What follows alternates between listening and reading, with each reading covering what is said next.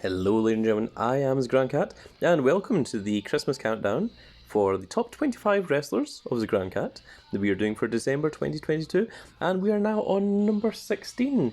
And number 16, it is going to begin with a the, which is a T. This is your chance to guess. It is the People's Champion, The Rock. Yes, Rocky Maivia, son of Rocky Johnson and grandson of Great High Chief Peter Maivia.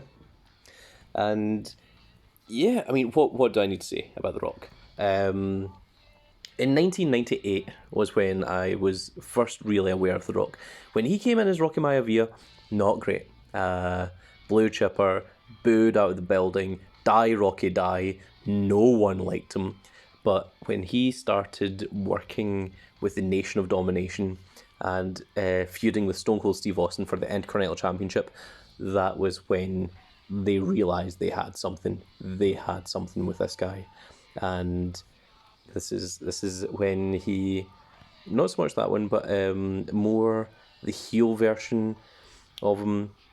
I don't think we've really got anything. Like maybe that's close enough.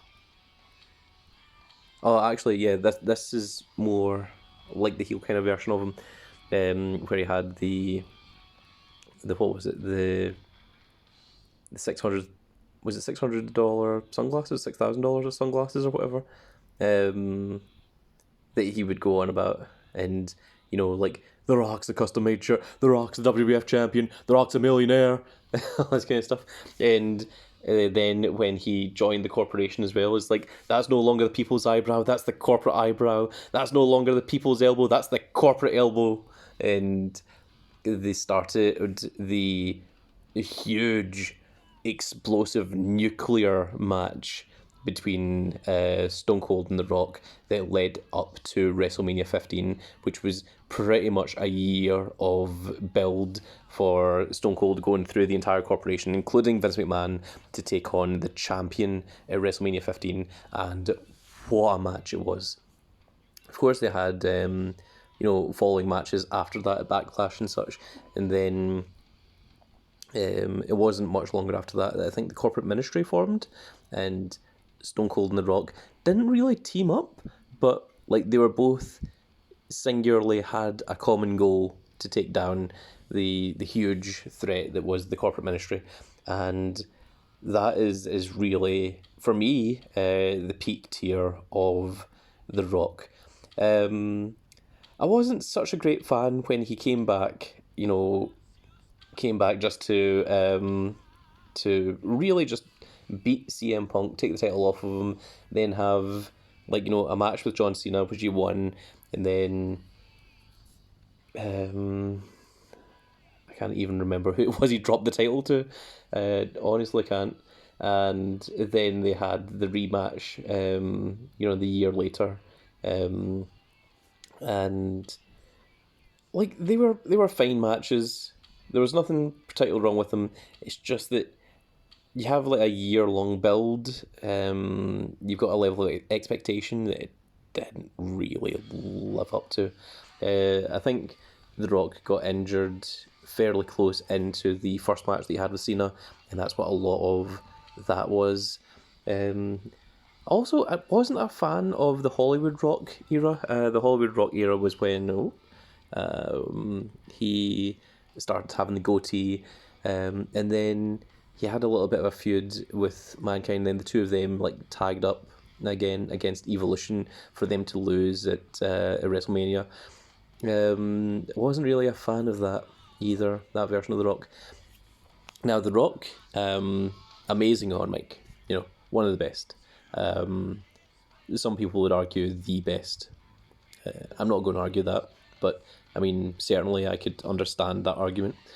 But yes, a lot of people were thinking, hey, why is The Rock only number 16? And that's because I have 15 more people that I prefer. Remember, this is not a list of the greatest wrestlers. This is the top 25 favourite wrestlers of his Grand Cat. So if The Rock is number 1 on your list, that is completely perfect, very, very valid, very understandable. I could absolutely see that. But he was never really one of my favourite. I think it's because of when I was young, And I saw The Rock as a heel and Stone Cold as the huge babyface. And when Stone Cold got hit by the car and The Rock was supposed to be the new main guy, I didn't really latch on with it. And I think that's because it had been so ingrained in my childlike mind that The Rock was a heel. I didn't like the 2000 Royal Rumble when Big Show very clearly eliminated The Rock. You know, Rock stomped both feet on the ground, and they even like ran that as a storyline.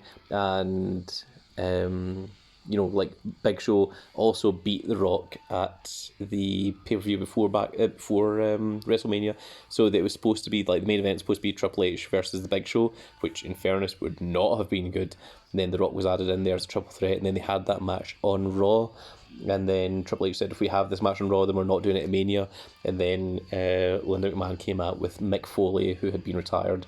And then you had the McMahon in every corner Fatal 4-Way WrestleMania match, which wasn't all that fantastic, if I'm honest. It saw Mankind and Triple H teaming up together against The Rock, which was very strange and out of left field.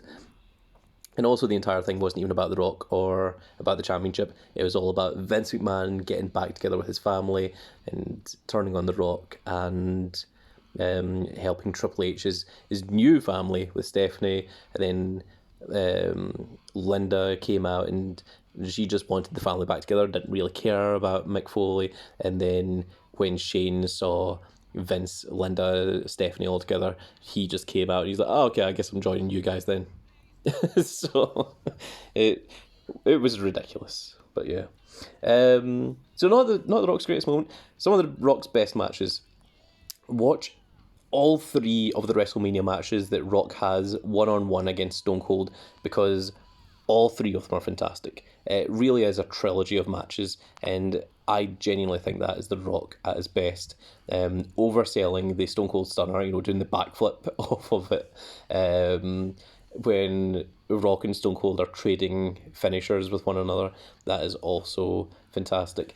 Also, if you want to see a not so terrible, more recent match of The Rock, I would say watch The Rock versus CM Punk.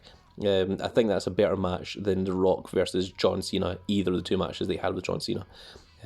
So Rock versus CM Punk, if you want to see the more modern era version of The Rock.